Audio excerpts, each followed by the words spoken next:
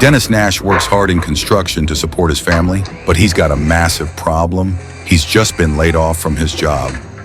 Worst of all, he won't be paid for the last 2 weeks he's been working. This terrible situation could not come at a worse time, as Dennis has not been able to make several payments on his mortgage. Dennis is buried in debt. He refinanced his house multiple times, but the economic crisis keeps eating him alive. At the court, the judge orders him to leave the house as soon as possible. Dennis tries to explain things, but no success. He tries to explain that that's where his mother and son live, but it doesn't work. However, the judge tells him he has 30 days to file his appeal like the rest. But what we are about to see, nobody expected it.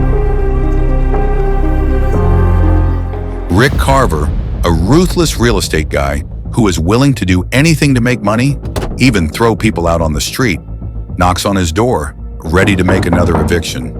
Dennis, along with his mother, opens the door and explains to Rick that they still have 30 days to have their case reviewed, but Rick tells them he has a warrant for them to vacate that same day, as the house is now owned by the bank.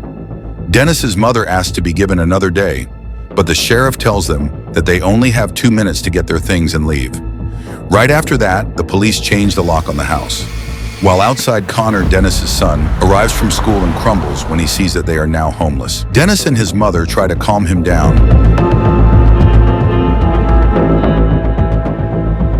and then get as much of his belongings as they can to the truck and leave. Dennis and his family arrive at a motel where they hope to stay only a couple of days. But a lady tells them that this was the same thing she said 2 years ago. Dennis knows he needs to get a job as soon as possible, so he makes a few calls, but nobody is hiring.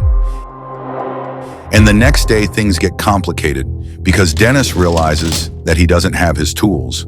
So he goes back to Rick's workers and calls them out.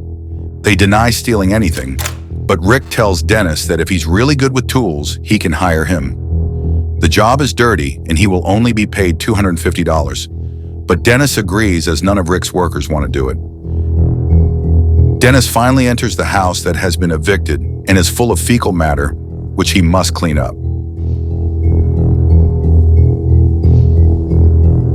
Little Connor is very happy. His father was able to earn a little money, but at the same time sad for having to switch schools. The next day, Dennis visits Rick at his luxurious mansion. Rick called him to fix the air conditioning. Dennis immediately notices the leak in the ceiling and gets to work. In less than an hour, the work is done, and Rick takes him for a ride. When they look out the window, Rick asks him, "What do you see?" Dennis replies, "I see a lot of houses." But Rick's perspective is different. He sees opportunities to make money because they are ran-down houses that the current owners can't pay. Rick tells Dennis, "If you are able to see those opportunities, then perhaps you could start making real money."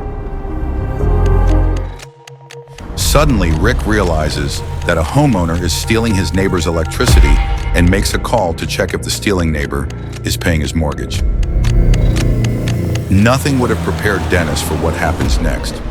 Rick pulls out a gun and gives it to him to use against the owner, just in case things get hostile. A man named Frank comes out of the house and apologizes for the theft. Dennis walks alongside him to disconnect the illegal electricity supply. Frank is sorry for the situation, but explains that he lost his job 2 years ago. Rick ignores him, tells Frank that he will get an eviction order in the next few days. Dennis feels bad, but Rick tells him that he has to be strong because everyone has a sad history. Thanks to all the work Dennis has been doing, Rick decides to reward him with good money and gives him a piece of advice.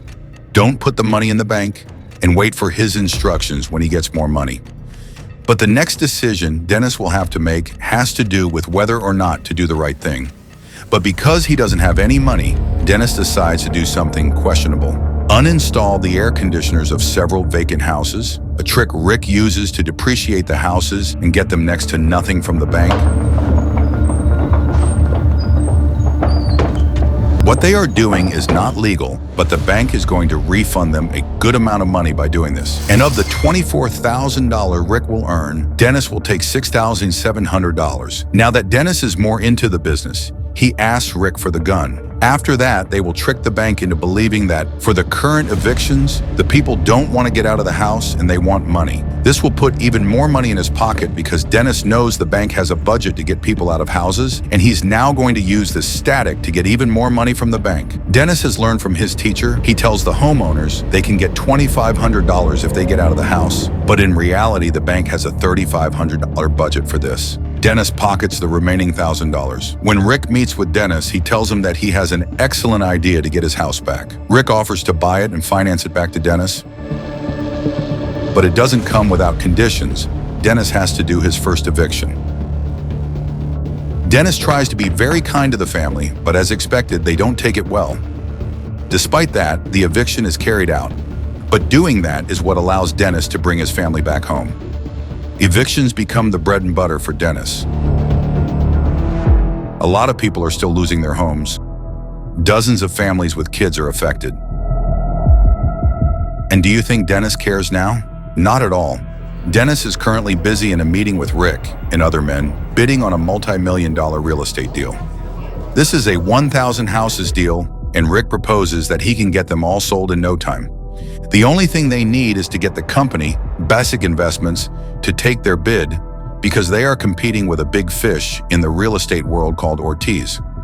If they succeed, Dennis would earn up to $300,000, an amount of money he has never seen in his life.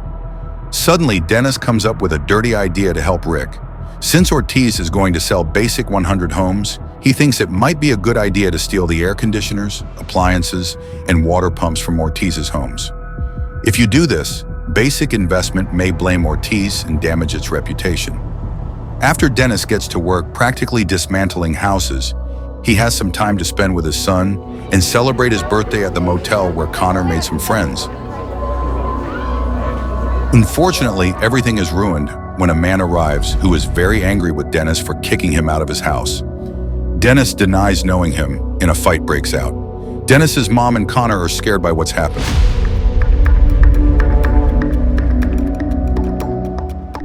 Back at work, a Basic employee tells Rick that they are no longer interested in Ortiz's properties because replacing the missing parts is an expense that leaves them no profit. And like a shark, Rick offers to put the missing appliances in the houses completely free, but only if they give him the same deal they had with Ortiz. The representative at Basic demands the air conditioners and the pumps, but Dennis takes the opportunity to show that he knows how to negotiate and makes it clear that it will only be the appliances. And under those terms, they close the deal. They agree, so long as the houses are evicted within the next 30 days. Rick and Dennis couldn't be happier. They go all out and celebrate all night. But after a while, when everything stops and they get some time to reflect, Dennis asks Rick if anyone ever complained about an eviction. Rick tells him that it happens to him all the time.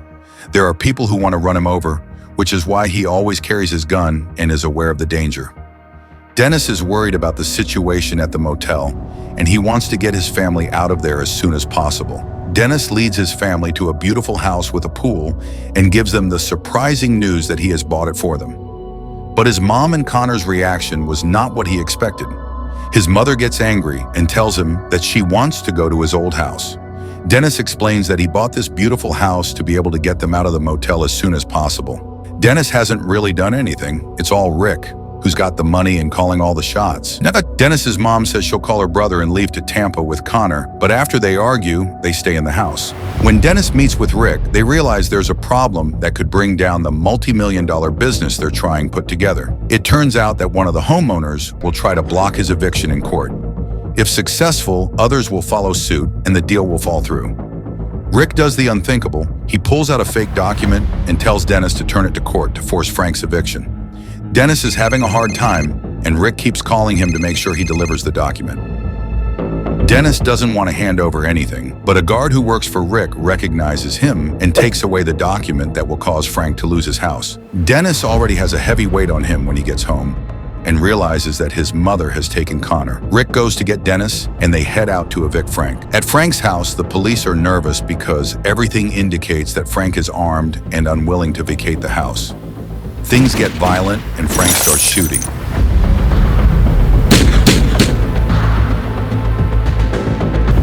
At that moment, Dennis realizes that because of that fake document he delivered, he has taken Frank to the extreme. And now he is about to be gunned down by the police in front of his family. In an attempt to make things right, Dennis yells at Frank, telling him that he handed over a fake document for his eviction, and that Frank was always right. That gives Frank peace of mind knowing that everything will be okay, and decides to go out and turn himself in. But now Frank, Dennis, and Rick will face charges. Before the officers arrive to arrest Dennis, Rick puts his hand on Dennis's shoulder and says, "Thank you." Now, many will wonder why Rick became this ruthless monster. Well, he explains it himself. Rick says he used to be a real estate agent. He was dedicated to getting families into houses where they could live, but received a lot of discrimination as a realtor to the extent that they spat in his face, while the families who bought these houses took out loans that they couldn't afford, put beautiful pools and patios in the back of their houses with bank loans that they did not deserve, and the government didn't have any kind of regulation to prevent these people from going to the extreme. Rick goes on to explain and says that from home buyers to even the banks up to Washington, they are all greedy bunch of people who care about nothing except instant gratification. So he says the same system forced him to become the man he is.